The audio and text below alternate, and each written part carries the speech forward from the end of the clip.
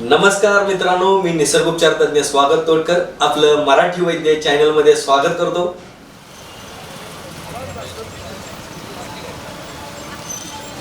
सुस्वागतम सुस्वागतम सुस्वागतम. माननीय स्वागतजी तोडकर सर, डॉक्टर स्वागतजी तोडकर यांचं आज मी दीपक पवार फाउंडेशन आणि सर्व सातारकरांच्या वतीनं हार्दिक स्वागत करतो. औषध ही काळाची गरज झालेली आहे.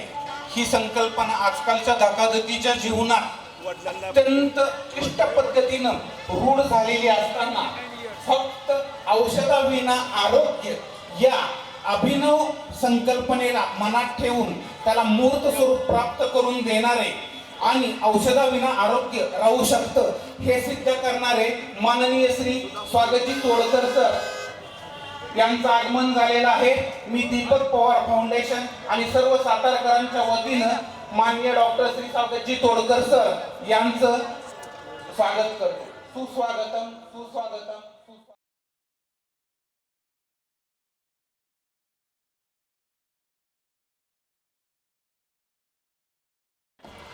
चला, नमस्कार मंडळी. इकडं माता भगिनींच्याकडून काय आवाज नाही आलो. साताऱ्यात आहे आपण, ऐतिहासिक नगरी आहे का नाही. नमस्कार कसा पाहिजे? जोरात पाहिजे, बरोबर आहे की नाही? नमस्कार. ओके, बरं वाटलं जरा. चला, आता बरंच कौतुक झालेलं आहे. आपण आपल्या कामाला लागू, कारण ज्या कामासाठी आलोय त्याची सुरुवात करूया.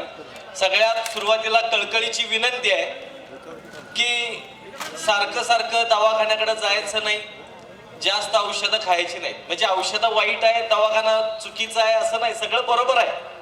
पण आपण किती जायचं हे स्वतः ठरवायला पाहिजे, बरोबर आहे की नाही? होय की नाही? यस. जरा बोलत राहा म्हणजे मलाही कळू दे, नाहीतर मी आपला बोलून जायचं तुम्ही म्हणा काय बोललं होते, आहे का नाही? तर तुम्ही आहे का सोबत? सगळे आहे ना? ओके काय? चला, तर परत एकदा सगळ्यांना नमस्कार करतो आणि माझ्या या हसत खेळत घरगुती उपचार याला सुरुवात करतो. खरंच सांगायचं तर आयुष्य सुद्धा हसत खेळत असायला पाहिजे. पण का कोणास ठाऊक लोक असं ना, एकेकाचं तोंड असं असते ना, मांजरासारखं असते बघा. ते बोका असतोय का नाही काय मासा बघत्याला, तसं एकेकाचं तोंड असते. एकेकाकडे बघितलं तर असं वाटतं की याला मुळव्यात आहे का काय कोणास ठाऊक. साधारण तोंड आकसलेलं. घरात बायको सुद्धा परेशान. असलं तोंड असल्यानंतर बायकोनं काय ओळखायचं? साहेब आनंदात आहेत, दुःखात आहेत, काय ओळखणार? बरोबर आहे की नाही? आणि जर समजा माता भगिनींना एक प्रश्न विचारतो, उत्तर द्यायचं. आपला नवरा कसा असावा असं वाटतंय? एकदम हसत खेळत रोमॅन्टिक मूड मध्ये डॅशिंग पाहिजे का नको? असंच पाहिजे का नाही? नाहीतर हे नाही, काय उपयोग आहे सांगा? माझ्या मित्रांना विचारतो, बायको कशी पाहिजे? हसत खेळत पाहिजे की नाही संसाराला? नाहीतर आल्याबरोबर कुठे गेलता इतका वेळ, मोबाईल पहिला आणा इकडं, पासवर्ड सांगा. किती बदल आणि पासवर्ड जर गावला तुम्ही मेलात फुकटच मग, आहे का नाही? कुठे गेलता? दूध आणलंय का नाही? जावा पाठदिशी दूध घेऊन या जावा. असं जर डोळं मोठं करून जर बायको बोलायला लागली तर आपल्याला वाटतंय चहा कुठून तरी बाहेरून पिऊन आलेला बरं, आहे का नाही? होय की नाही? कळू दे जर असं, बरोबर आहे ना? तर विनंती करतो, आयुष्य सुंदर आहे, अजून सुंदर बनवू शकतो, पण ते हसत खेळत राहून दवाखान्यात जाऊन औषधं खाऊन मोठमोठाले ऑपरेशन करून काय होऊ शकत नाही बरं का. तुम्हाला वाटत असेल मी जे बोलतो ते नाही पटलं तर मला सांगा, मी परत तुम्हाला ती गोष्ट पटवून देईन. मला सांगा, आजपर्यंत एक तर माणूस दाखवा की खूप महागातली औषधं खाल्ल्यात आणि 200 वर्ष जगलाय, हाय का कोण? कुणीही सांगा मला. जाऊ दे, 150 वर्षाचं आयुष्य, 100 वर्षाचं आयुष्य. मायकल जॅक्सन माहितीये का सगळ्यांना? मायकल जॅक्सन माहितीये ना? मायकल जॅक्सननं चॅलेंज केलं, 150 वर्षाचं आयुष्य जगणार, 150 वर्ष बॅरेल मध्ये झोपायचं. बॅरेल मध्ये रोजचे स्वतःवरती 3 कोटी रुपये खर्च करत होता. 25 नर्स स्टाफ म्हणजे नर्स बॉयज जे होते ना, वॉर्ड बॉय वगैरे असे 25 लोक होती. डॉक्टर 7 डॉक्टर त्याच्यावरती दिवस रात्र त्याच्यावरती वॉच ठेवून होती, काय होतंय का. एसी मध्ये झोपत नव्हता, बॅरेल मध्ये झोपायचा. इतकं सगळं काय काय करायचा. त्यानं डोनर ठेवले होते, वेगवेगळ्या पार्टचे डोनर, किडनीचा डोनर, हृदयाचा डोनर, सगळे डोनर ठेवले होते, पण 50 पण गाठू शकला नाही. 50 वर्ष सुद्धा जगू शकला नाही. लक्षात घ्या, सगळ्यात महाग वेळ आहे आणि तुम्ही वेळ वाया घालवताय. आणि वेळ आल्यानंतर कुणाचं मृत्यू फिक्स आहे. मरण कुणाला चुकलंय का? देवाधिकांनी पण समाधी घेतल्यात, बरोबर आहे का नाही? मग तुम्ही आम्ही मागं का? आम्ही मरणाला घाबरून पळतोय लांब. खरं सांगायचं तर आज माझ्याकडून काय घ्या कर नाही घ्या, पण हिंमत घ्यायची. कारण हिंमत आहे तर किंमत आहे, हिंमत नाही तर किंमत नाही. काय हे मरणापासून का लांब पळायचं? हे मरणाचं कसं असतंय माहितीये का? तुम्हाला सांगतो, हे मरण गल्लीत भुंकणारे कुत्रा असते ना, तसं मरणाची गोष्ट आहे. तुम्ही त्याच्यापासून लांब पळायला लागलात ना, ते जास्तच वाव वाव करत पाठीमागं पळतंय.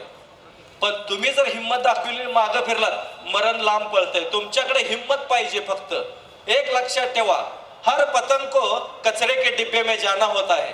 हर पतंग को कचरे के डिब्बे में जाना होता है, लेकिन उसके पहले उसे आसमान छू के दिखाना होता है. काय वाटतं ते होते, राहू दे 100 वर्षाचं आयुष्य, 80 वर्षाचा असू दे, 60 वर्षाचा असू दे, पण असं काहीतरी करून मरायचं की लोकांनी पुढे आपल्याला 200 वर्ष तरी कमीत कमी आठवणीत ठेवलं पाहिजे. त्याला म्हणायचं आयुष्य. नाहीतर आम्ही काय करतोय, दवाखान्यात जाऊन मरायचं, पैसे घालून मरायचं, औषधं खाऊन मरायचं. मी सगळ्यांना एक प्रश्न विचारतो, मला एका प्रश्नाचं खरं खरं उत्तर द्यायचं. कुणी असू दे, बीपीची शुगरची लक्षणं माहिती आहेत का तुम्हाला? कॅन्सरचं लक्षण माहिती आहे का? कॅन्सर व्हायच्या अगोदर आपल्याला काय काय होते माहिती आहे का कुणाला? जाऊ दे, थायरॉइडची माता भगिनी, थायरॉइडच्या यातल्या मला वाटतं निम्म्यार्ध्या बायका औषध खात असतील थायरॉइडचं. थायरॉइड झालाय म्हणून सांगितलं असेल. तुम्हाला थायरॉइडचं लक्षण सांगा बरं. झाल्यावरचं नाही, व्हायच्या अगोदरची. झाल्यानंतर मानसिकता होते. आजार झाले ना की तिथून पुढे मानसिकता होते आपली फक्त. आणि मग मानसिकतेत आपल्याला ती लक्षणं दिसायला लागतात. पाया पडून सांगतो, खूप कळकळीने आणि खूप जीव तोडून बोलतो बरं का मी. जरासं शांत राहून ऐकून घ्या. पाया पडतो खरंच. मला वाटतंय हजारोंच्या संख्येत लोक आहेत. मी सगळ्यांना पाय धरून पाया पडू शकतो. अजून तेवढा मी तरुण आहे, म्हातारा नाही झालेलो. लक्षात घ्या. म्हणून विनंती करतो, प्रत्येकाला पाया पडून सांगतो, काय वाटेल तर असू दे, हे आजार म्हणजे काय? तो नेमकं कुठनं आली हे आजार? कुठनं आली रावणाची सैना सगळी, वेगवेगळे राक्षस? तुम्हाला काय वाटतंय? रामायणाच्या काळातच फक्त रामायण घडलं? आजही आम्ही रामायणच घडवतोय. रोज उठून कुठला तरी आजार, रोज उठून कुठला तरी दवाखाना, रोज उठून कुठलं तरी औषध. तुम्ही श्रीकृष्ण मालिका बघितल्या काय? नाही का बघितलेली? टीव्ही वरती लागायची श्रीकृष्ण मालिका बघितल्या का नाही? कुणी हात वरती करा बघू बघितलेल्या लोकांनी. त्यात लहानपणापासून लहानपणापासून श्रीकृष्णाला बघा की एक राक्षसीनं आली, काय म्हणली राक्षसीन ती? दूध पाजतो आणि जाता जाता त्या बाळाला मारतो म्हणली, दूध पाजतो. त्यानं त्या राक्षसीनीलाच ठार मारलं दूध पिऊन पिऊन. बरोबर आहे का नाही? त्याला म्हणायची हिंमत हो. आमच्याकडे हिंमत कमी पडली. आमचा पहिला प्रश्न काय असतोय? मला काय झालं तर काय करायचं? मरायचं. त्यात काय सांगा, मरण चुकलंय कुणाला? आता तर तुम्ही जगताय असं वाटतंय. रोज भ्यायचं. किती भ्यायचं? मला सांगा, हरिण घाबरून कधी जंगल सोडून दिलंय का? ज्या जंगलात त्याला माहिती आहे त्याचा मृत्यू फिरतो इकडं तिकडं. वाघ फिरतो की नाही हरिण मारायला? फिरतो की नाही? पण हरणानं जग सोडलं, हे सोडलं का? जंगल सोडलं का? तिला माहिती आहे तिचा मृत्यू आजूबाजूला फिरत असतोय, पण तरी सुद्धा ती हिमतीनं हरिण जंगलात राहते. आणि आम्ही काय करायला लागलोय? आम्ही घाबरूनच मरायला लागलोय. नुसतं भिवून मरायचं. तुम्हाला खरं सांगायचं तर पाया पडून सांगतो, आयुष्य आपलं का कमी आलं माहिती का? आपण आजारांना खूप घाबरायला लागलोय. इतर प्राण्यांना पक्ष्यांना कुठे गेले हो आजार? हे मला सांगा बरं, इतर प्राण्यांना पक्ष्यांना कुठे गेले आजार? हाय का सांगा? क्रिएटिन लेवल वाढलंय, सांगा की. क्रिएटिन लेवल वाढलंय, किडनी फेल गेली, डायलिसिस सुरू आहे. आहे का? आम्हाला काय बीपी शुगर कुठल्या प्राण्याला सांगा? कचरा कोंडाळ्यावरचं खाऊन जगणारे, उकिरड्यावरचं खाऊन जगणारे प्राणी आहेत. त्यांना कुठं काय गेलंय? आम्हाला काय माहिती का? आम्हाला खरं सांगायचं तर स्वार्थ सुटलेला नाही. आणि आम्हाला आहे ना आयुष्य जगायचंच कळालं नाही. सगळे ते नॅचरल लाईफ जगतात. त्यांच्या मेंदूमध्ये काय आजार बिजार काय नाही आहेत, त्यांना काहीच माहित नाही, म्हणून त्यांना काय होत नाही. आणि आम्हाला सगळं आजार माहिती आहेत, लक्षण माहिती नाहीत, पण आजार माहिती आहेत म्हणून ते आजार व्हायला लागलेत आपल्याला. लक्षात ठेवायचं. राहू दे. मी नेहमी परमेश्वराला प्रार्थना करतोय, माझ्याकडे जे लोक येतात ना, राहू दे 100 वर्षाचं आयुष्य, 80 वर्षाचं आयुष्य दे त्यांना, पण असं द्यायचं की शेवटपर्यंत बंद्या रुपयासारखं खणखणीत नाणं असलं पाहिजे. आजार गिजार काही नको. आणि आजपासून लक्षात ठेवायचं, पाया पडून सांगतो, आजारांना कुठल्या घाबरू नका, आम्ही आहोत तुमच्या सोबत. हे निसर्गाची ताकद खूप मोठी आहे. कुणाकडे आहे सांगा बरं निसर्ग इतकी ताकद? हे ऊन कोण पाडू शकतंय? कोण सांगा मला? हे पाऊस कोण पाडू शकतंय? जंगलातल्या झाडांना कोण जाते खत पाणी घालायला? तुम्ही आम्ही कुंडीत लावलेलं 4 दिवस पाणी नाही घातलं तर मरून जाते, पण जंगलातली मात्र झाडं, त्यांना कोण खत घालायला जात नाही, पाणी घालायला जात नाही, तरी सुद्धा बघा की जंगलात जाता येत नाही, एवढी घनदाट जंगल आहेत. आमच्याकडे कोल्हापूरला गगनबावड्याला वगैरे हा पण सगळा डोंगरी भाग आहे. विचार करा की कुठून येत असेल त्यांना गवत. कोण गवताला पाणी पाजायला जाते हो? ते बरं उन्हाळ्यात मरत नाही बरं, पाक मुळांसकट सुकून जात नाही बरं. अहो जमिनीला काळजी असते, जमिनीला काळजी असते, तिला सुद्धा ते गवत जगवायचं असते. तसं परमेश्वराला पण तुमची काळजी असते. लहान मुलांना काय खावावं, काय प्यावं, कोणती कपडे घालावं ही तिची आई ठरवते. तसं तुम्ही आम्ही कसं जगायचं हा परमेश्वर ठरवतोय. तुम्ही आम्ही काय करतोय? त्यात डिस्टर्ब करतोय. मला कसं राहायचं आहे ते बघायचं आणि फुकट मारायचं. आमच्यात ईर्ष्या दांडगी, आमच्यात गर्व दांडगा. तुम्हाला एक उदाहरण सांगतो बघा, आपल्यात ईर्ष्या कशी असते. देवादिकांना पण सुटलेलं नाही. महाभारत बघितलंय का? त्यात अर्जुन माहितीये का? अर्जुन अर्जुन आणि समोर कर्ण, कर्ण आणि अर्जुन दोघांचं युद्ध चालू होतंय. युद्ध चालू होतंय. पहिल्यांदा कर्ण काय करतोय? अर्जुनाच्या रथावरती बाण मारतोय. बाण मारल्याबरोबर 3 पावलं त्याचा रथ मागं जातोय. अर्जुनाचा रथ 3 पावलं मागं जातोय. आता अर्जुनाचा नंबर आलेला असतोय. अर्जुन बाण काढतोय आणि कर्णाच्या रथावरती बाण मारतोय. कर्णाच्या रथावर बाण मारल्यानंतर कर्णाचा रथ 7 पावलं मागं जातोय. लगेच ह्याला गर्व आला बघा. श्रीकृष्ण त्याचा हे होताच, सारथी होताच. ते म्हणला, बघितलं का देवा, कसं आहे, त्यानं मारल्यावर 3 पावलं आणि मी मारल्यावर 7 पावलं मागे गेला. ह्याच्यातच कळतंय की मोठा धनुर्धार कोण आहे. त्यावेळी देव काय म्हणते माहिती का? शान्या, कूल डाऊन, शांत घे म्हणते. स्वतः लगेच गर्व चढला की देव प्रत्येकाला असंच करतोय, म्हणतो शांत घे बाळ, शांत घे. तुला माहितीये का म्हणते, त्याचा रथ 7 पावलं गेला आणि तुझा रथ 3 पावलं मागं का आला? तुझ्या रथावरती जगाचं मागणं, जग सगळं श्रीकृष्णाकडे मागणं मागा जातोय का नाही? जगाचा बोजा घेऊन मी बसलोय, मी उभारलोय, म्हणून तुझा रथ 3 पावलं फक्त मागं गेलाय. हे लक्षात ठेव म्हणला. जगाचं मागणं घेऊन मी उभारलोय. आणि तुझ्या डोक्यावर बघ कोण आहे? मारुती. वर तुझ्या रथावरती मारुती बसलाय. जो मारुती, तो मारुती ज्याच्या तुझ्या भावाला तिची साधी शिपूट उचलता आली नाही, तो तुझ्या रथावर बसलाय. तुझा रथ मागं जाईल कसा? आणि त्याचा गर्व कमी करण्यासाठी मारुतीला श्रीकृष्णाने सांगितलं, तू जरा बाजूला बस, तू रथावरनं उतर. श्रीकृष्ण पण उतरले आणि मारुती पण उतरला. आणि शास्त्रात असं सांगितलंय की ज्यावेळेस कर्ण असतो ना, कर्णानं परत ज्यावेळेस बाण मारला त्यावेळेस अर्जुनाचा रथ ढगात निघून गेला. म्हणजे हे लक्षात ठेवायचं, तुम्ही आम्ही ढगात जायचं नाही, फुग्यासारखं आयुष्य जगायचं नाही साहेब. मी पाया पडतो सगळ्यांच्या, ताई पाया पडतो. फुग्यासारखं आयुष्य जगायचं नाही. फुगा कसा असतो माहिती आहे का? जराशी हवा मारली की लगेच फुगतो आणि या पृथ्वीशी आपलं नातं तोडून जातो. आणि जरा कुठं पिन लागली एखादी की लगेच फाटकन फुटतो. बरोबर आहे का नाही? जगायचं तर हिमतीनं जगायचं, किमतीनं जगायचं. हे आजार बिजार काही डोक्यात घेऊ नका. त्याच्यासाठी आम्ही आहे तुमच्या सोबत. जगात काय नाही ते आम्ही तुमच्यासाठी आणण्याचा प्रयत्न करू 100%. आणि कुठल्याही आजारातून बाहेर काढण्यासाठी आम्ही तुमच्या सोबत आहे. आमची तोडकर संजीवनीची पूर्ण टीम तुमच्यासाठी राबायला तयार आहे. 500-550 लोक आहे आम्ही जवळपास माझ्याकडे. आम्ही सगळेजण मिळून तुमच्यासाठी आहोत. तुम्ही काय कुठल्या आजाराबद्दल टेन्शन घेऊ नका. पाया पडतो तुमच्या. हे आजारांना पळवून लावायचं. किती मोठा आजाराचा राक्षस असू दे, मोठा आजार नावाचा राक्षस किती मोठा, भले तो रावण असू दे आजाराचा, तरी सुद्धा आम्ही तुमचा तो रावण मारायला आम्ही तुमच्या सोबत आहे. आज लक्षात ठेवा. त्यामुळे तुम्ही कुठल्या गोष्टीचं टेन्शन घ्यायचं नाही. आणि हे करण्यासाठी घरगुती उपाय जास्त करायचे. मेन म्हणजे तुमच्याकडे विश्वास पाहिजे, तुमच्याकडे श्रद्धा पाहिजे, तुमच्याकडे भरोसा पाहिजे. निसर्गावरती भरोसा ठेवा, माझ्यावर पण ठेवू नका. तुम्ही ठेवायचं आहे तर निसर्गावरती ठेवा. भरोसा ठेवायचा आहे स्वतःवरती ठेवा. आत्मविश्वास वाढवा. हाय का आज आत्मविश्वास तुमच्याकडे? तुमच्या आत्म्यावरती तुमचा विश्वास राहिलाय का?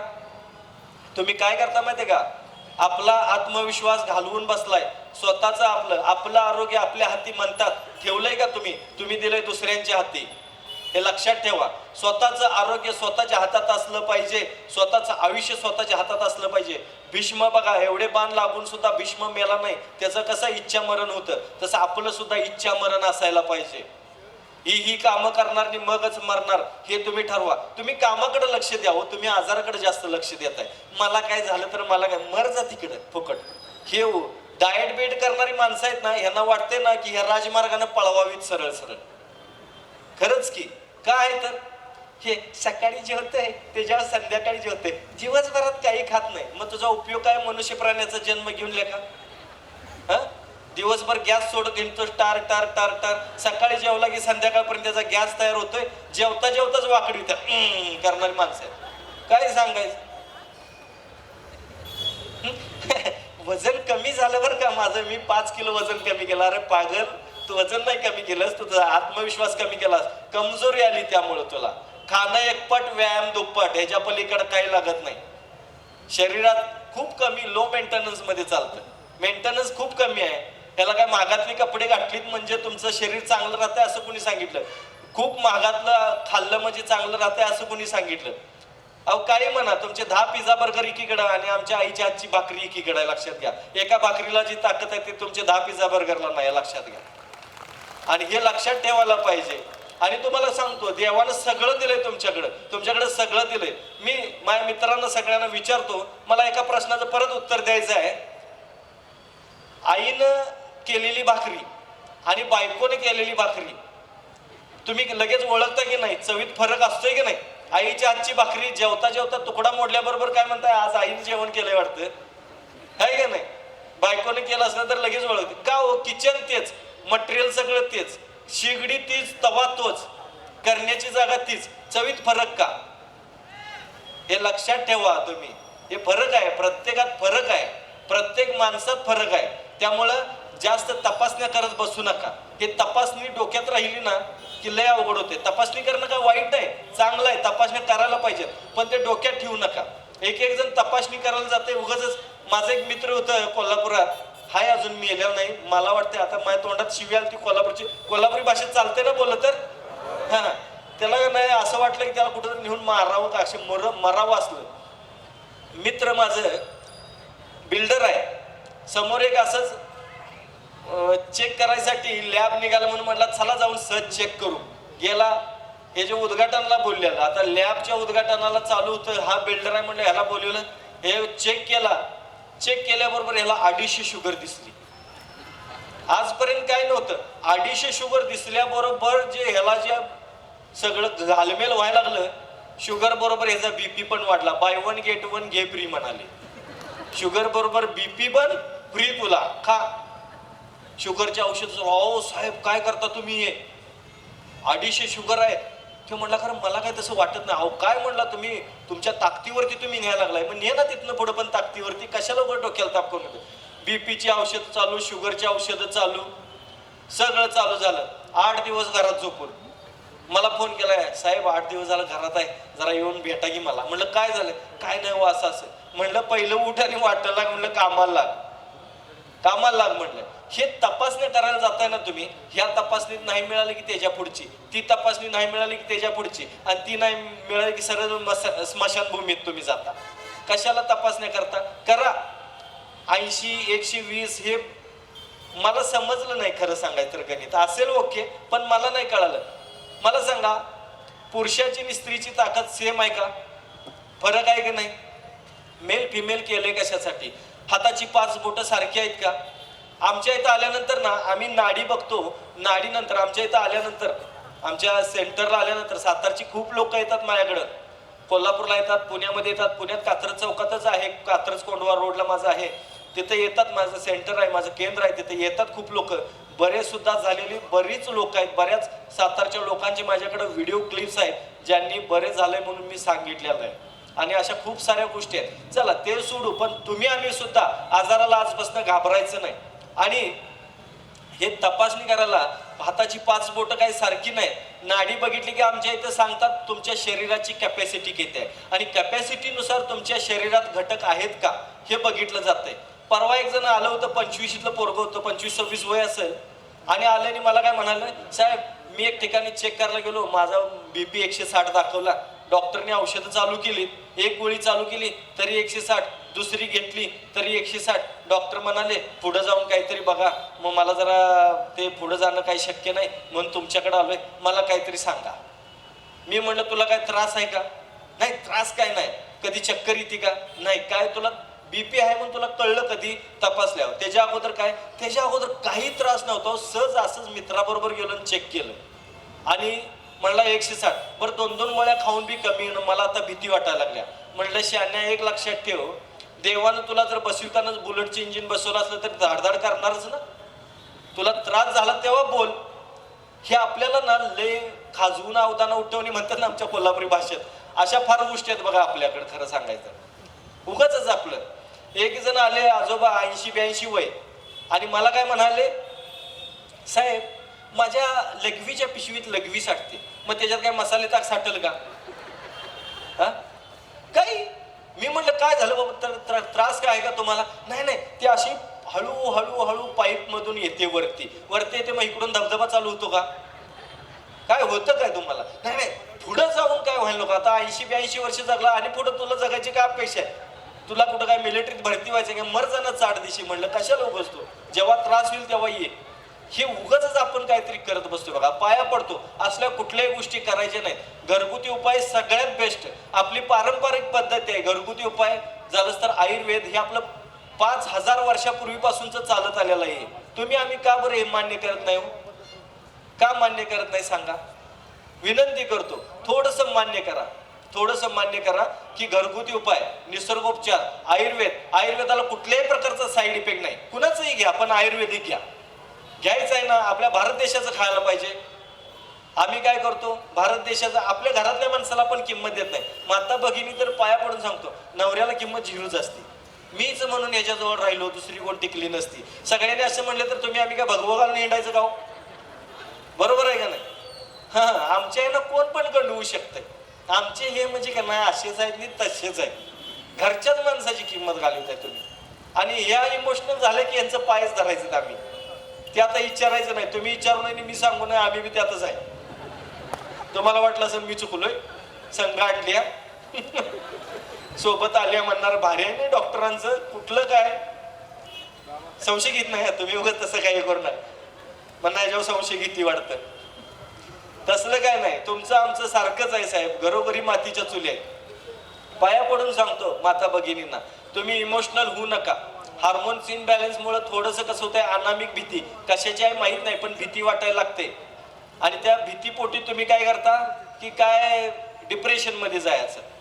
हे सगळा त्रास ह्यांच्या इमोशनल झालंय. कसं असते माहिती आहे का, ह्यांच्या कविता बाहेर पडतात. परवा एकानं मला कोणतरी व्हॉट्सअपवरती कविता पाठवली. काय होतं, कपाळ माझं कुंकू तुझं, कपाळ माझं कुंकू तुझं, गळा माझा डोरलं तुझं, हात माझा बांगड्या तुझ्या, पाय माझं पैंजण तुझं, बोट माझी जुडवी तुझी, सगळंच तुझं, मग माझं कुठं काय? मग नवरा काय गावाचा आहे? तुझाच आहे ना.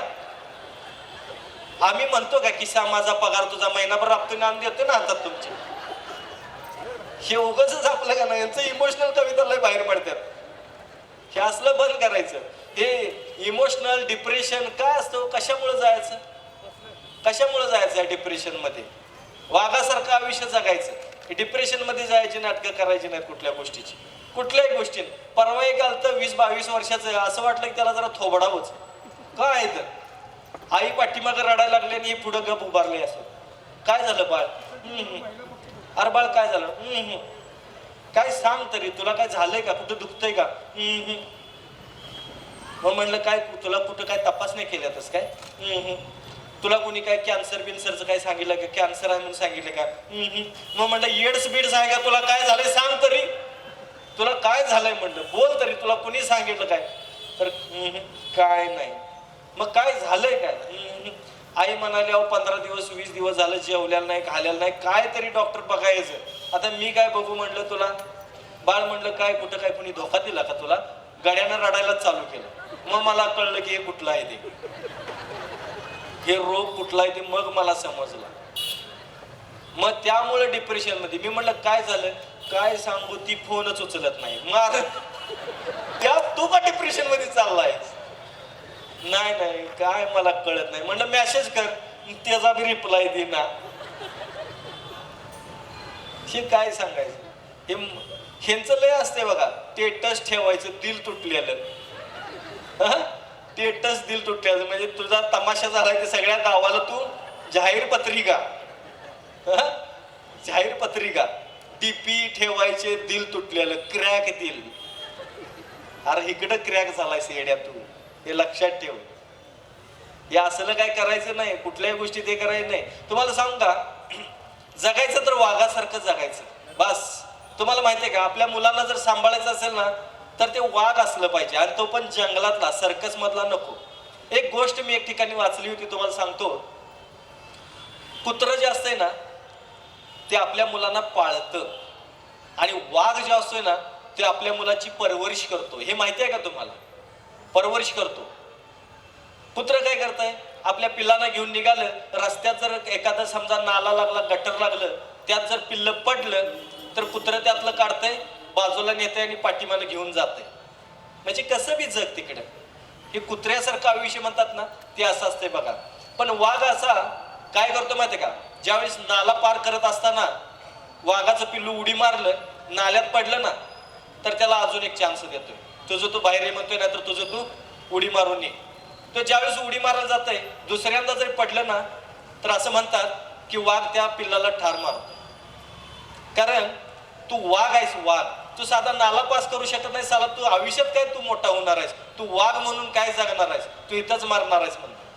वाघ होऊन सुद्धा तुझा काय उपयोग नाही, तू जर साधा नाला पास करू शकत नसेल तर. तसं तुम्हालाही सांगतो, पाया पडतो, पाया पडतो. हे आजाराचा नाला आहे ना पार करायचा, वाघ होऊन जगा तुम्ही बस. आम्ही आहोत तुमच्या सोबत. खूप साऱ्या वनस्पती आहेत, मी खूप साऱ्या वनस्पती, खूप सारे घरगुती उपाय तुम्हाला सांगणार आहे, प्रत्येक गोष्टीसाठी सांगणार आहे. पण थोडस तुम्ही डोक्यातनं आजार काढा, पाया पडतो. आज आपली खूप हेळसांड होते, खूप हेळसांड होते. तुम्हाला एक गोष्ट परत अनेक गोष्ट सांगेन मी, साधं उदाहरण सांगेन. एक 25शीतलं पोरग असंच रस्त्याने चाललेलं असतं, जात जात जात ते एका आश्रमाच्या समोरून जात असतं. तर आश्रमात एक साधू असतात, त्या आश्रमातले साधू काय करत असतात, त्यांचं कुत्रं फिरवत असतात, इकडं तिकडं तिकडं इकडं. आता कुत्रं फिरवत असताना हे 25शीतलं पोर असतं, ह्याला काय वाटतंय, आयला म्हणते एवढं मी काय काय केलं पण मला काही यश मिळत नाही, जरा बघूया साधूला विचारलं तरी काय झालं. मग हे साधूला आपलं जातोय, साधूंचं पाय धरतोय आणि साधूला म्हणतोय, साधू महाराज मी आयुष्यात म्हणतोय हे शिक्षण घेतलं, ते शिक्षण घेतलं, अमुक केलं, तमुक केलं, खूप काय काय काय काय केलं म्हणतोय, ही नोकरी केली, ती नोकरी केली, हा व्यवसाय केला, तो व्यवसाय केला, सगळं करून बघितलं पण मला यशच कशात येत नाही. तर मला एखादा असा उपाय सांगा, काय खर्च असेल तर करतो, पूजा अर्चा होम हवन काय असेल तर मी करतो, खरं मला एक उपाय सांगा म्हणते. साधू महाराज पाया पडतो, कृपा करून म्हणते, मला माझ्या आयुष्यात खूप मोठं बनायचं आहे, खूप पैसा कमवायचा आहे, गाडी घ्यायची आहे, बंगला घ्यायचा आहे मला, पण माझं काय कुठं काय ठिगळ जोडलं जाईना झाले, काहीतरी करा आणि मला एक उपाय सांगा. साधू महाराज म्हणते, एक काम कर, माझं जरा कुत्रं फिरवून आणजा की. हा म्हणते, आता काय साधूने सांगितलं विचारायला आलोय, आता म्हणते ठीक आहे. म्हणते बाहेर बरेच दिवस झाले गेलेलं नाही, जरा जा त्याला कुत्र्याला फिरवून आणजा. मी हे काय करतोय, कुत्र्याला आपलं म्हणते चल बाबा, लू लू करतोय आपलं, ते घेऊन जातोय. जसं कुत्रं रस्त्यावर जातंय तसं गाडी दिसली का गाडीच्याच मागं पळतंय. कुठं हॉटेल दिसलं तिकडं जा, काय दिसल, म्हशी दिसल्या त्यांच्या अंगावर जा, माणसं दिसली फिरायला त्याच्या अंगावर जा, इकडं तिकडं इकडं तिकडं करतंय, सगळीकडं wow wow wow wow wow करतंय नुसतं. आणि शेवटी आश्रमात परत आल्यावर कुत्र्याने एवढी लांबडी जीभ बाहेर काढलेल्या असत्या आणि हे आपला निवांत उभारलेला असतो. साधू म्हणतो, अरे माझ्या कुत्र्याला काय केलंच म्हणतंय, तू निवांत आहेस, तू कुत्रं बघ म्हणते केवढं पेसाललंय, ते काय केलंस त्याला. अहो काय म्हणते साधू महाराज, तुमचं कुत्रं, गाडी दिसली अंगावर जा, घोडा दिसला अंगावर जा, म्हस दिसली, माणसं दिसली, सगळ्यांच्या अंगावर चैन आहे का म्हणते त्याला, एक ठिकाणी आहे का फिक्स ते म्हणते. तू काय करतोस मुल्या का, तू बी तेच करत होतास. ह्या डॉक्टरकडे जा, त्या डॉक्टरकडे जा, ही तपासणी कर, ती तपासणी कर. आपण स्वतःची हेळसांडच करून घ्यायला लागल्या. हाय का भरोसा स्वतःवरती? भरोसा ठेवा, आम्ही आहोत तुमच्या सोबत. आणि घरगुती उपाय करायचे. आम्ही आहोत म्हणजे आमच्याकडे पैसे द्यायला, पैसे खर्च करायला यायचे नाही. तुम्हाला असं कोण सांगणार नाही. तुमच्या खिशात किती आहेत ना, त्याच्यापेक्षा जास्त काढायला बघतात लोक, हे लक्षात ठेवा. पण आम्ही आहे ना, तुमच्या खिशातली शिल्लक कशी राहतील हा विचार करून मी बोलतोय. औषधं खाऊ नका, कोण सांगणार नाही. हा, खुदा की कसम पैसा खुदा नहीं होता. खुदा की कसम पैसा खुदा नहीं होता, लेकिन खुदा से कम भी नहीं होता. हे इतना याद रखो बस, बाकी काय नाही.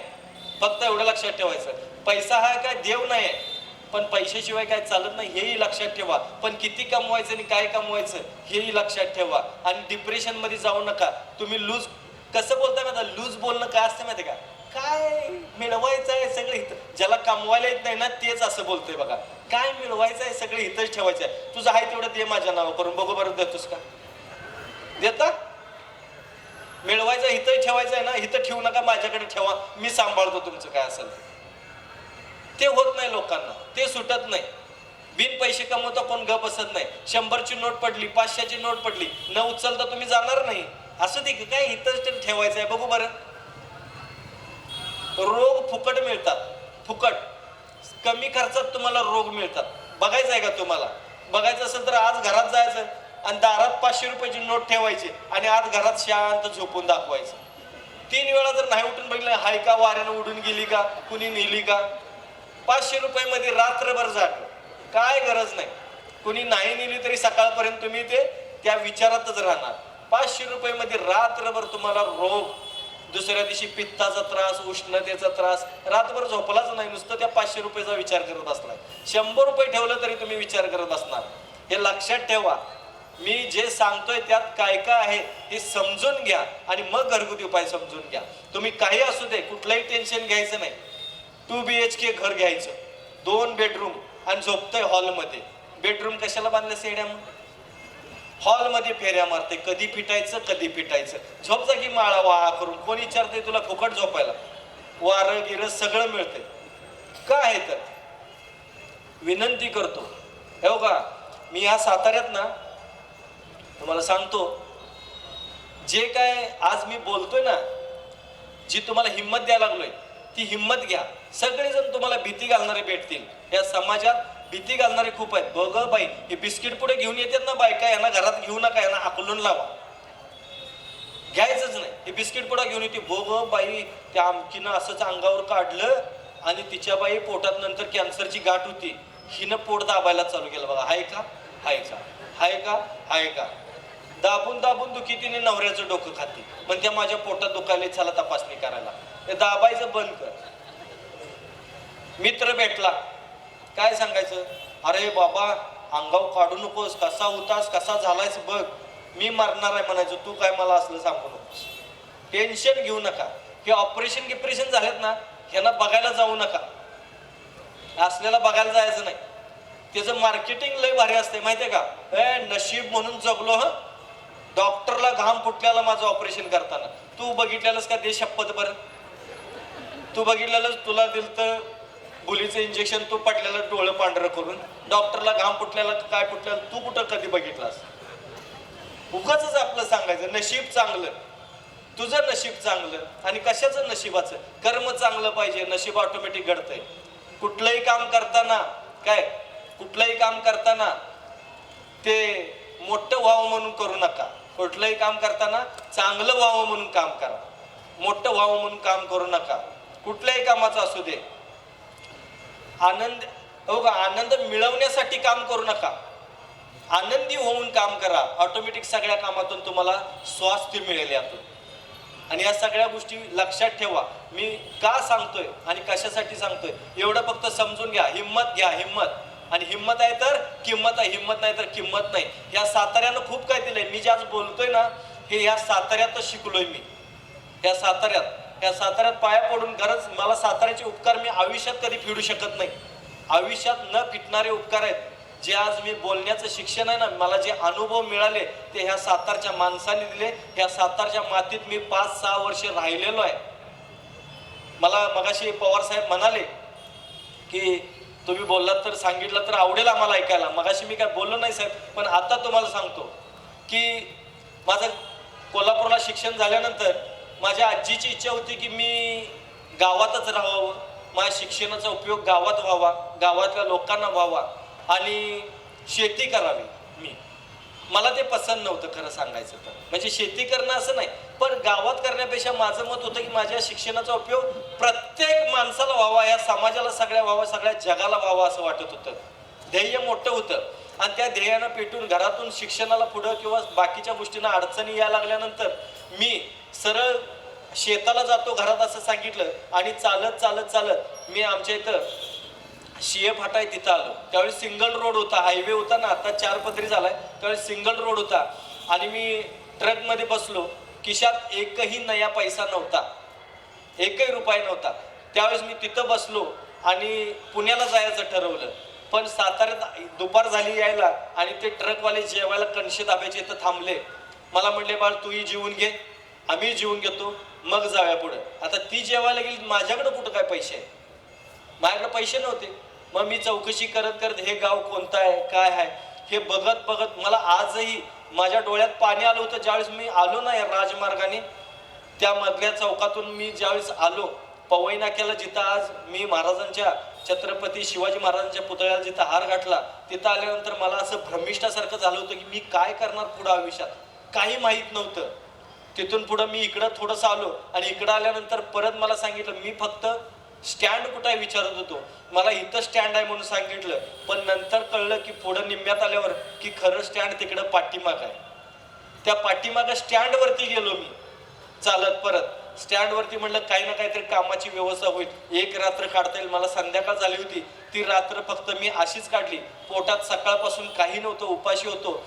त्या स्टँडच्या बाहेर तिथं बाजूला मुतारी होती, त्या मुतारीच्या बाहेर पाण्याचा नळ होता, त्या नळाचं पाणी पिलो आणि झोपलो. रात्रभर मच्छर चावत होते, काही कळत नव्हतं. त्या स्टँडवरती झोपलो होतो आणि धुळीनं आणि त्या सगळ्या दिवसभराच्या प्रवासानं दुसऱ्या दिवशी अशी परिस्थिती झाली होती माझी की लोक मला भीक द्यायला लागली होती. भिकाऱ्यासारखी अवस्था, मळलेलो, तोंड धुतलेलं नाही, केस विस्कटलेले, सगळं काही कळना. मला काही लोकांनी भीक दिली, 5 पैसे 10 पैसे 20 पैसे टाकले, मी उचलून त्यांच्या हातात दिले. म्हटलं मला भीक नको, मला काम द्या. मी आजूबाजूला दुकानात काम मागितलं, मला कुणी काम दिलं नाही. त्यावेळेस कुणी खाऊ दिला, कुणी काय दिलं, मी ते पण घेतलं नाही. नाही म्हटलं खाऊ नको, काम द्या, कामाच्या बदल्यात पैसे द्या, त्याचा मी तुमच्याच दुकानातून खाऊ घेऊ शकतोय. बरेच जण मला म्हणले किती माजोरडा आहेस, अमुक आहेस, तमुक आहेस, काही असू दे. मला माझं ध्येय माहिती होतं, कारण मला खरंच आयुष्यात काहीतरी चांगलं बनायचं होतं. भले मोठं नाही बनलो तर चालेल, पण चांगलं बनावं ही माझ्या आजीची शिक्षण होतं, शिकवण होती, ती मला फक्त पाळायची होती. म्हणून मी चोरी लाडी लबाडी कुठलीही गोष्ट केली नाही. या साताऱ्यात मी आलो, स्टँडवरती दुसरा दिवस गेला, तिसरा दिवस गेला, असे मी 7 दिवस उपाशी राहिलो. 7 दिवस फक्त त्या मुतारीच्या बाहेर नळ होता, त्याचं पाणी प्यायचं. नंतर तर एवढा विकनेस आला होता की काय विचारायची सोय नाही. रात्री झोपायच्या अगोदर न्यूजपेपर जमा करायचे, पायाला बांधायचे, हाताला बांधायचं, तोंडाला बांधायचं आणि झोपायचं, कारण मच्छर खूप चावायचे म्हणून. आवाजाने मच्छरांच्या झोप नव्हती लागत, तरी सुद्धा त्यातनं पूर्ण वीक झालो होतो. त्यामुळं तेव्हा मी झोपलो आणि झोप लागली. पण 7वा दिवस ज्यावेळेस उजडला, त्यावेळेस एक कोल्हापूरचा तिकडचा एक माणूस आला आणि बूट पॉलिश करायला तिथं थांबला होता. त्या बूट पॉलिशच्या बाजूलाच मी बसलो होतो. त्या बूट पॉलिशवाल्या दादांना मी विचारलं होतं की दादा, म्हटलं मलाही तुम्ही काम शिकवाल का? म्हणलं मी तुमचे साहित्य द्या मला, मी करतो, आणि मला म्हटलं हे काम शिकवा, मी पण बूट पॉलिश करतो, तुमचं काय असेल ते पैसे मी फेडतो. असं चाललं होतं. आणि तो म्हणला बरं ठीक आहे. तो विचार चांगला होता. त्यानं मला बूट पॉलिश करायचं शिकायसाठी बाजूला बसवलेलं. तो आला आणि असा बूट ठेवला आणि बूट पॉलिश करता करता माझ्याकडे बघून म्हणला, माझा कोल्हापूरचा मित्र एक तुझ्यासारखा दिसतो रे. म्हणलं मी उठून हातच जोडले त्याला. म्हणलं साहेब मी पण कोल्हापूरचाच आहे, तुमचा मित्र आहे का माहीत नाही, पण मी कोल्हापूरचा आहे म्हणलं. मग त्यांनी मला सांगितलं इकडं कसं काय कसं काय चौकशी केली आणि मला त्यांनी इथे एक कंपनीत कामाला लावलं. माझं पहिलं आयुष्यातलं काम होतं 200 रुपये हजेरी, 200 रुपये महिन्याचा पगार आणि संडास बाथरूम धुणे, ही आयुष्यातली ती नोकरी होती माझी. आणि ती नोकरी मी या साताऱ्यात केली आणि या साताऱ्यात जे जे लोक भेटले त्यांनी मला हिंमत देत गेले. आणि ज्या कंपनीत मी संडास बाथरूम धुत होतो त्याच कंपनीच्या 5 जिल्ह्यांचा अधिकारी ह्या सातारा जिल्ह्यात मी झालो.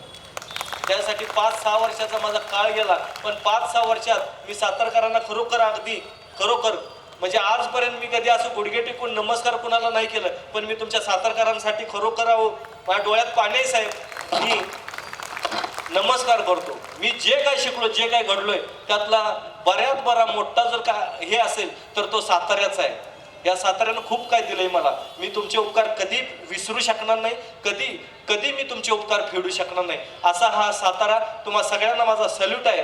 आणि प्लीज त्या ह्याने मी तुम्हाला हात पाय जोडून अगदी मी खरोखर तुमचे सगळ्यांचे पाय धरून मी तुम्हाला सांगतो की आजारांना घाबरू नका. आम्ही आहे तुमच्यासोबत, आम्ही आहोत तुमच्यासोबत. तोडकर संजीवनीची टीम 400-500 लोकांची टीम सदैव तुमच्या सोबत राहील. तुम्हाला काय होऊ देणार नाही हे या मी व्यासपीठावरून आज सांगतो. फक्त घरगुती उपाय करा. जास्त पैसे खर्च करू नका. आरोग्यासाठी जास्त पैसे खर्च करायची गरज नाही आहे. जास्त महागातली औषधं, जास्त मोठी ऑपरेशन काय करायची, ऑपरेशन करायची सुद्धा खूप कमी गरज असते आपल्याला. आपल्या डोक्यात जर किडा गेला ना, नाही मला हे ऑपरेशन करायला लागते, बघा तुमची हळूहळू मानसिकता होत जाते. तुम्ही ऑपरेशन करून बसताय. कुठलंही ऑपरेशन करणं काय चुकीचं नाही, वाईट नाही आहे, बरोबर आहे, बरोबर आहे. पण ते करायचं का नाही हे स्वतः ठरवा. विदाऊट ऑपरेशन होऊ शकतं. बरं एकदा येऊन तरी बघा. इथून काय पुन्हा लांब नाही, पुण्यात या आणि तुम्हाला बघा. चॅलेंज आहे माझ्याकडून जितका प्रयत्न होईल त्याच्यापेक्षाही पुढे जाऊन मी तुमच्यासाठी प्रयत्न करीन आणि तुम्हाला ओके करण्याचं. आज इथं बरेच झालेले सुद्धा मला बऱ्याच पेशंट लोकांचे इथून फोन आले की साहेब आम्हाला स्टेजवरती येऊन बोलायचं आहे, आम्हाला सांगायचं आहे. मी सगळ्यांना सांगितलं नको, तुम्ही फक्त भरोसा ठेवा. हे सांगून नाही, हे तुम्ही ऐकून घ्या आणि पाया पडतो. साध्या गोष्टी असतात. आता केसांची समस्या असते बघा, महिला मंडळांच्या मध्ये जास्त असते. केस गेले, अमुक झालं, तमुक झालं. आपल्याला सुद्धा बघा की वाटतंय माप आपण छान राहावं, पण केस टिकत नाही. केस टिकण्यासाठी साध्या गोष्टी आहेत. साध्या गोष्टी. लिंबूची साल घ्यायची आणि तूप घ्यायचं, दोन्ही मिक्स करायचं, मिक्सरला वाटायचं आणि त्याचा लेप तयार करायचा आणि केसांच्या मुळांना मॉलिश करायचं. 10 मिनिटं ठेवायचं आणि 10 मिनिटानंतर धुवून टाकायचं. बघा ज्या दिवशी कराल त्या दिवसापासून केस गळती बंद. केस सुद्धा लांब सडक सिल्की होतील, मजबूत होतील एकदम. केस जे तुटले जाणार नाहीत, कुठं गळाले जाणार नाही, खूप छान राहतील. साध्या गोष्टी असतात. अजून जर सांगायचं म्हटलं, शुगरच्या लोकांसाठी बोलतो कारण केसांपासूनच सुरुवात केलं. शुगरच्या लोकांनी घाबरू नका, पाया पडतो, घाबरू नका. भीती सगळ्यात मोठा आजार आहे आणि धाडस हे सगळ्यात मोठं औषध आहे. धाडस ठेवा, आम्ही आहोत तुमच्यासोबत. शुगरच्या पेशंटना विनंती आहे, कडुलिंबाचं तेल करायचं. शुगर जर तुम्हाला नॉर्मल आणायची असेल करून बघा. कडुलिंबाचं तेल करायचं, खोबरेल तेल घ्यायचं, त्याच्यात आपण खूप सारे कडुलिंबाची पानं घालायची. हे जे तेल आहे हे कडक उकळवायचं. उकळून एवढं उकळवायचं की त्या तेल आहे ना खोबरेल, तर ह्याचा कलर हिरवा व्हायला पाहिजे. ते गाळून घ्यायचं, वस्त्रगाळ करायचं आणि आठवड्यातून 2च वेळा रात्रीचं ते मॉलिश करायचं, झोपून टाकायचं.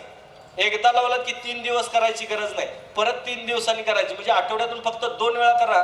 शुगर उष्णता ऑटोमॅटिक कमी होऊन जाईल, झोप शांत लागेल, निद्रानाश आहे त्यांची निद्रानाश निघून जाईल. म्हणजे झोप लागत नाही तेही तुम्हाला चांगल्या पद्धतीची झोप लागेल, उष्णता कमी होईल, पित्ताचा त्रास कमी होईल. सगळ्यात महत्त्वाचं म्हणजे बॉडी एकदम रिलॅक्स होईल, ब्लड सर्क्युलेशन नीट चालून पित्त, उष्णता, तुम्हाला बीपीचा त्रास असेल तोही बऱ्यापैकी कमी होऊन जाईल. करून बघा आणि मग सांगा.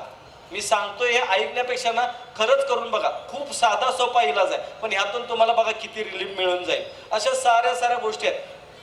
सर्दी खोकला झाल्यानंतर घाबरू नका. सर्दी झाली की कमीत कमी 3 दिवस कुठल्याही प्रकारचं औषध घेऊ नका. सर्दी झाली असेल तर तुम्हाला साधी गोष्ट सांगतो, ती वाहून जाऊ दे.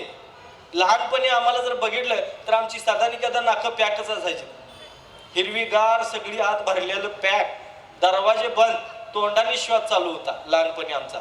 आणि ते भारी होतं. शाळेत आम्ही मित्र सगळे काय करायचं मध्ये, राहणं खेडेगावातलं, मित्र आम्ही बघायचं, आता बघा म्हणायचं आणि असं ओटावरून काढायला चालू करायचं. समृद्धी हायवे आमचा ऑटोमॅटिक बाहेर यायचा असा. आणि ते ओटावून येताना एवढं भारी वाटायचं ना, मऊ अगदी हळू. आणि मास्तर म्हणलं ना हे शेंबड्या म्हटलं की फारकन वाढायचं. वडलेलं ते नाकात मावत नव्हतं, डायरेक्ट ते लहानपणी असं पुसायचं, असं सगळं पुसलेलं. एकदा तर असं पुसायचं जास्त असलं की, आणि त्याच हाताने जाऊन जेवायचं. आईनं जेवणात मीठ घातलंय का नाही काय बघायचं नाही. पण आम्हाला त्यावेळी माहिती नव्हतं. आता सर्दी झाली तर केवढं घाबरता. सर्दीला कुठल्याही प्रकारे घाबरू नका. 3 दिवस औषध घ्यायचं नाही, काढून टाकायचं. नाहीतर तुम्ही जर सर्दीला घाबरलात, लगेच औषध घेतलात तर ती सर्दी काय कुठं गायब होत नाही, तिथं आळून राहते. आणि मग त्या आळलेल्या सर्दीची तुम्हाला नंतर सायण्याचा त्रास व्हायला लागतो. नंतर श्वसनक्रियेचे तुमचे आजार चालू होतात. नंतर पुढच्या भावी आयुष्यात तुम्हाला ऐकायला यायचं बंद व्हायला लागतं, नसा ब्लॉक व्हायला लागतात, दिसायला कमी होणे, कानाच्या मध्ये सर्दी साठणे, ऐकायला कमी येणे, घशाचे इन्फेक्शन वाढणे, हे त्याच्यामुळे होतंय. म्हणून तुम्ही कुठल्याही प्रकारे औषध घेऊ नका. 3 दिवसात काय जायचं ते एकदा जाऊ दे तिकडं.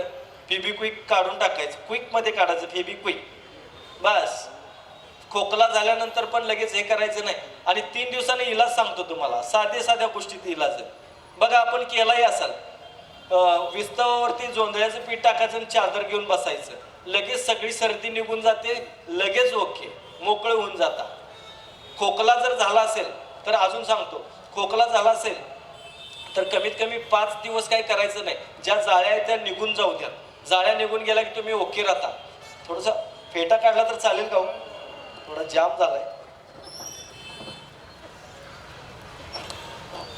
ओरिजिनल आहे का? ते रुतायला लागलं, फार रुतायला लागलं ते. खोकला वगैरे असेल तर लगेच काय तुम्ही कुठल्याही प्रकारचं औषध घ्यायचं नाही, ते जाळ्या निघून जाऊ द्या. नाहीतर मग फुफ्फुसात फार अवघड होऊन बसतं. आपल्याला वाटते नंतर दम लागायला, जिना चढल्यानंतर दम लागायला लागला, काय वाटलं तर हे कफामुळे जास्त होतं. कफ छातीत असेल तर हे जर निघून गेला तर तुम्हाला कुठल्याही प्रकारचा त्रास होणार नाही. आणि हे तुम्ही 5 दिवस औषध घ्यायचं नाही, 5 दिवस ते काढून टाकायचं. 5 दिवसानंतर फक्त एक इलाज करायचा. सकाळी अनाशीपोटी तांब्याभर गरम पाणी घ्यायचं, त्यात जरा मीठ जास्त घालायचं, 2-3 चमचे मीठ घालायचं आणि हे पाणी प्यायचं आणि उलटी करायची. बघा, येतेच उलटी ऑटोमॅटिक. उलटी आली की त्याच्याबरोबर सगळा कप निघून जातो. ज्या दिवशी सकाळी करणार त्या दिवसापासून खोकला बंद. करून तर बघा, करून बघा. एका दिवसात खोकला गायब करू शकतो आपण. पण 5 दिवस घेऊ नका औषध. 5व्या दिवशी हे करा किंवा 6व्या दिवशी करा, ऑटोमॅटिक गायब होऊन जाईल. शुगरच्या पेशंटला पण विनंती करतो, आवळा पावडर, जांभूळ पावडर 1-1 चमचा घ्यायची आणि ते कोमट पाण्याबरोबर गिळायची, रोज सकाळी करायचं. आणि बघा, 6व्या दिवशी जाऊन तुम्ही शुगर चेक करायची, तुम्हाला नॉर्मल दिसेल सगळं. शुगर म्हणजे काय? साखर तयार होती का शरीरात? शुगर म्हणजे काय असतं? उष्णता एका स्टेजला जाते, त्याला शुगर म्हणतात. उष्णता कमी आली की शुगर ऑटोमॅटिक नॉर्मल होते. तरी सुद्धा 250 शुगर आहे, 300 शुगर आहे, त्रास काय नाही, काही घाबरू नका, टेन्शन घेऊ नका. काही लोकांची कॅपॅसिटी तशीच असते, म्हणून घाबरायचं नाही. हसत खेळत